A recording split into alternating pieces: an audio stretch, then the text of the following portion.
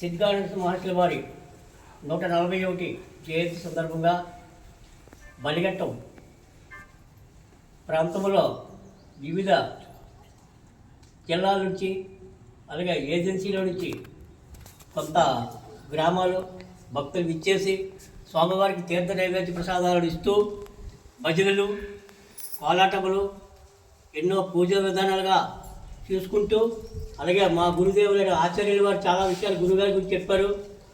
అలాగనే ముందుకి భవిష్యత్తులో సర్వకాల సర్వాస్త చుచుక్త జాగ్రత్త స్వప్నాస్త్రాలు కూడా తెలిసిన మహానీయులైన సిద్ధానంద మాస్టర్ వారిచే చేయవలసిన కార్యక్రమాలు ఎన్నో జరిగాయి.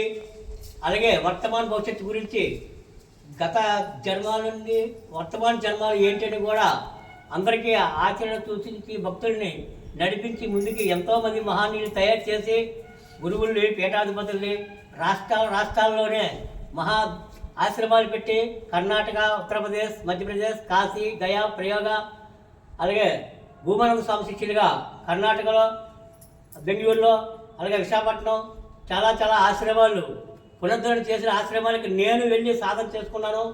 మన స్వామివారి ఆదేశాల మేరకు నాకు స్వస్థ దర్శనం దొరికింది. నాకు సిద్ధి విధానం ఆచరణ కూడా గురుమాక్షంగానే ఇక్కడ లభించింది. దాన్ని ఆసరాగా తీసుకున్నవాడిని నేను.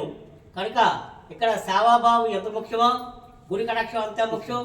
గురువు గారి మంత్రోపదేశం తీసుకొని మోక్ష మార్గానికి మార్గమని సత్యమే జైతు అనుకుంటూ మార్గాన్ని గురువు సేవ చేసుకుంటూ ఈరోజు కూడా ఎందరో మహానుభావులైన గురువులు వాళ్ళ మంత్రోపదేశాన్ని ఇస్తూ మోక్షానికి మార్గాన్ని ప్రసాదిస్తూ భగవద్గీత, బ్రహ్మంగారి జీవిత చరిత్ర, రామాయణము, మహాభారతము ఎన్నో పురాణాలను ఆలించి పాలించేట్టు చేసి వాళ్ళ విధుల్ని పంపుతూ రాజాశ్రమంగా, సన్యాసాశ్రమంగా, వామనప్రస్థాశ్రమంగా ఎన్నో విధి విధాలుగా బ్రహ్మానందాశ్రమం నుంచి వెళ్ళిన మహానీయులు ఎంతో మంది మహోన్నతమైన వ్యక్తులతో తయారయ్యి ఈ భారతదేశాన్నే కాకుండా ఈ దేశ విదేశాల్లో కూడా ఆధ్యాత్మిక కార్యక్రమాలకు పునరుద్ధరణ చేసుకుంటూ ముందుకెళ్ళిన మహానీయులైన వారు శ్రీ సిద్ధానంద మహర్షి వారు వాళ్ళ విధి విధానాల్లో ఉన్న మా గురు పరంపర అవధూత సాంప్రదాయంగా బ్రహ్మానంద ఆశ్రమం అనేటప్పటికే సద్గురువులు, పరమ గురువులు, పరమేశ్వర గురువులు, విష్ణు గురువులు, బ్రహ్మ గురువులు, నారాయణ పరబ్రహ్మ స్వరూపమైన మంత్రంతో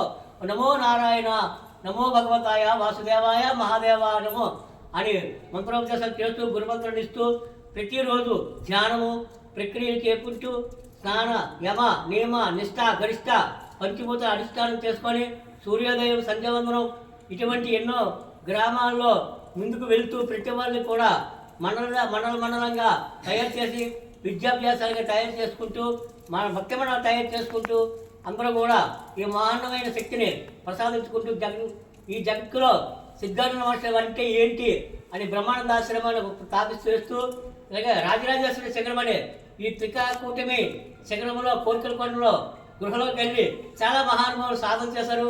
ఆ సాధనలో కూడా చాలా మహోన్నతమైన స్థితిని గమనించి మోక్షం పొందుతూ ఈ రోజుకి కూడా బ్రహ్మానంద ఆశ్రమం అనేటప్పటికే వీరబ్రహ్మేంద్ర స్వామి కావచ్చు, అల్లు సీతారామ గారు కావచ్చు, వీరేంద్ర స్వామి వారు కావచ్చు, అలాగే ఎంతమంది వివేకానంద స్వామి కావచ్చు, వారి విధి విధానంలో ఎలాగైతే నడుచుకున్నారో బ్రహ్మానందం స్ఫూర్తిగా తీసుకొని నిత్యతత్వం, నిర్మలత్వం, ఆనందం, పరబ్రహ్మ స్వరూపం అన్నీ మీరే ఉన్నారు.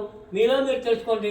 మీరేంటో అర్థమైతే పరబ్రహ్మానికి మూలాధారం మీరే స్వామి వారిని ఎంతోమందికి మహానీయులకి వారి ఆచరణ నేర్పుతూ చెప్పుతూ నడిపిస్తున్న శ్రీ సద్గురు పరబ్రహ్మ స్వామీజీ, భూమానంద, అలాగే బ్రహ్మానంద, అలాగే సద్గురానంద, ఆనంద పరబ్రహ్మ, ఆనందహరి అలాగే ఎన్నో పేర్లతో మహానీయుల ఆశ్రమాలని సందర్శించుకొని వారి ఉపదేశాలు ఇస్తూ వాళ్ళని ఆశ్రమాన్ని వ్యవహారాలు చేస్తూ గోశాల, అలాగే జ్ఞానశాల, అన్నశాల, ఆహారశాల, అలాగే పొలాలు మన పిల్లలకి వర్తమాన భవిష్యత్తు ఏం కావాలి, ధనవంతుల విద్య, అటవీ విభాగం, ధ్యాన యోగం విధి విభాగాల్లో అలవాటు చేసి ఆ మహానుభావులు ముందుకి తీసుకెళ్ళి పరంపరలో ఏముంది, వాసంలో ఏముందో తన జన్మం తను తెలుసుకోవాలని మంత్రోపదేశాలు ఇస్తూ సేవాభావంతో నడుపుకున్న మహనీయుడు శ్రీ సిద్ధానంద మహర్షి వారు. అలాగే మా గురుదేవులైన వారు స్వామిల వారు అందరూ కూడా ఇక్కడే ఉపదేశాలు తీసుకొని సాధన చేసిన మహనీయులు.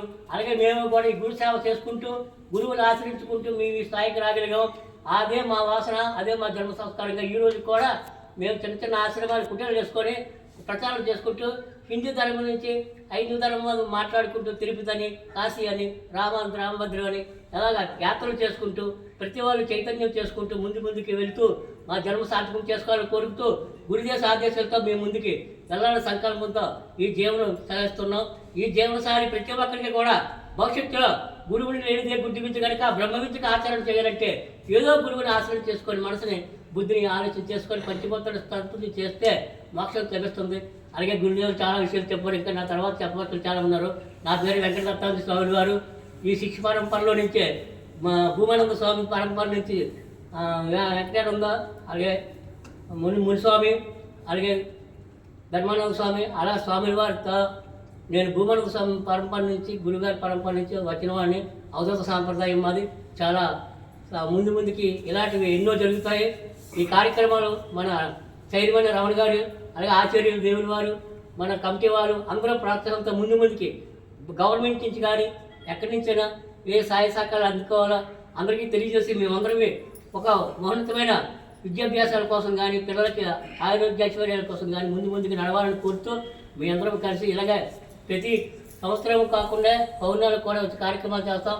ఈ భక్తులందరూ కూడా అన్ని రాష్ట్రాల్లో ఉన్న బ్రహ్మానంద ఆశ్రమం గురించి ఎవరికైతే తెలుసో వాళ్ళ శిష్య పరంపర అందరూ కూడా వచ్చి గురువు గారిని దర్శనం చేసుకొని మన వాళ్ళందరూ కలిపి ఐక్యమత్యం ఉండాలని కోరుకుంటూ శ్రీ గురు సద్గానంద పరబ్రహ్మ స్వరూపాయ నమో నమః. ఓం నారాయణ.